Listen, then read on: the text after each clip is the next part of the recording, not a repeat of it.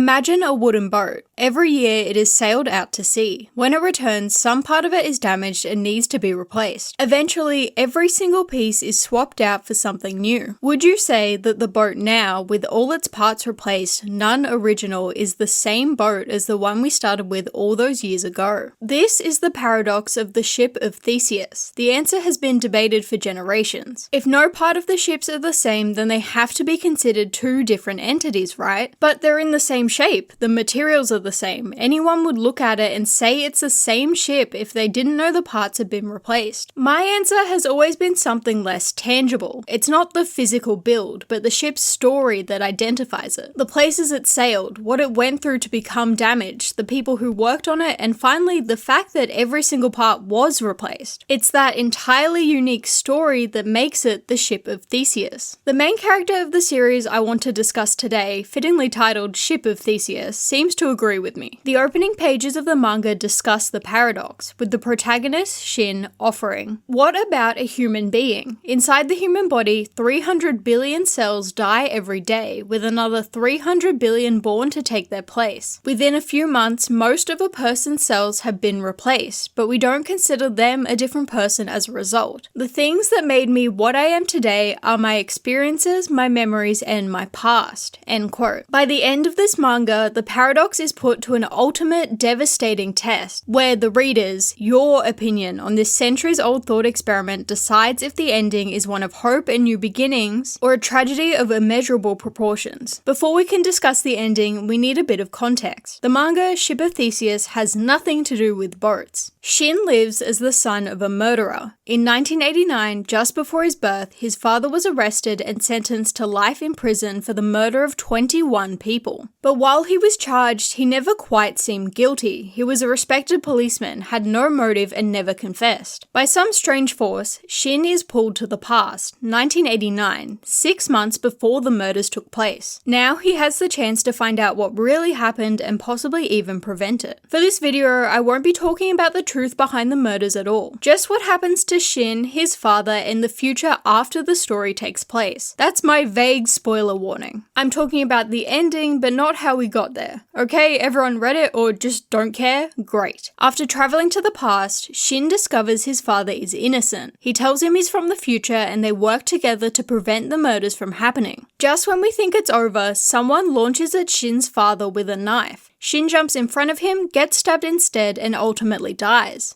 But all this happens in 1989, before Shin was even born. So even though he just watched his son die, a few months later, the Shin of this timeline is born. The series ends with the new timeline Shin all grown up, the same age Shin was when he went back in time. But the murders never happened. His father was never thrown in jail, so this Shin never has to go back in time. He goes on living his life blissfully ignorant of the fate the previous him faced. Depending on how you view the Ship of Theseus paradox, this ending is either sweet or horribly depressing. If you believe that the boats are different, that it's the physical makeup of something that defines its identity, then congratulations, this is a happy ending. The original Shin we met at the start of the series and the one born in the new timeline are biologically the same. So, according to your interpretation, they are the same person. The hell Shin experienced while living as the son of a murderer, the life he left behind when he went back to 1989, the horrors he witnessed while trying to change fate, and his death while saving his father was all worth it. Because through his efforts, he was able to create a new timeline where he is now born into a loving, complete family. His father was never arrested and instead lives a long life working as a respected policeman. His mother and siblings never have to suffer. Shin gets to grow up without feeling guilty for being born. He gets to live boldly and happily without the fear of being tormented by others if they ever found out who his father was. He gets to live out his dream of becoming a teacher, reunite with the girl he loves, and start his own family with no one hating him for it. Through his efforts, he was able to successfully change his fate and gets to live out a good life as a result. On the other hand, if you're like me and believe that the boats are the same, that it's stories, memories, and experiences that make up an identity, then I am so sorry, but this story is a tragedy. Not only for Shin who died, but for his father who is now trapped in an inescapable hell. The original Shin and the Shin born in the new timeline are not the same person, and they never will be. The Shin who lived his whole life as the son of a murderer, who ultimately sacrificed himself to save his father, allowing for a new future to be created, did it all for nothing. He will never know the happiness the new Shin gets to experience. He suffered all his life, lost everything dear to him, and died in a place where no one knew who he was. That's his story, his unfortunate identity. The tragedy of the series runs so much deeper. First of all, the man Shin went through all this effort to save is not even his father. He's the father of the new Shin. The family he fought to keep together is not his family. They're the new Shin's family. Our original Shin's family is at best living out the hell of their original fate. His father still in jail, his siblings AWOL or dead, and his mother on the brink of ending it all. Now with no son to keep her together. And at worst, they have been completely erased from existence by the creation of the new timeline. Their decades of suffering for nothing, reaching no conclusion, and no one to even remember what happened to them. As the only person who was able to leave that timeline, Shin, ends up dead too. The ending is also horrific for the new timeline Shin's father. See, he was the only person who knew Shin came from the future. He knew this seemingly strange man who forced his way into his family's lives was his yet-to-be-born son. He had to watch his son die. That alone is terrible, but what about a few months later when Shin is born? Now he has to raise the image of the man who sacrificed everything for him. No matter how much he loves him, how well he raises him, he will never grow up to be the son that saved him. How do you mourn your child while they're still alive? And this feeling of loss would only get worse as his son gets older. For the first 20 years, you could have some degree of mental separation, but as he ages, every day he will look more and more like the original Shin, until it's undeniable they're the same person.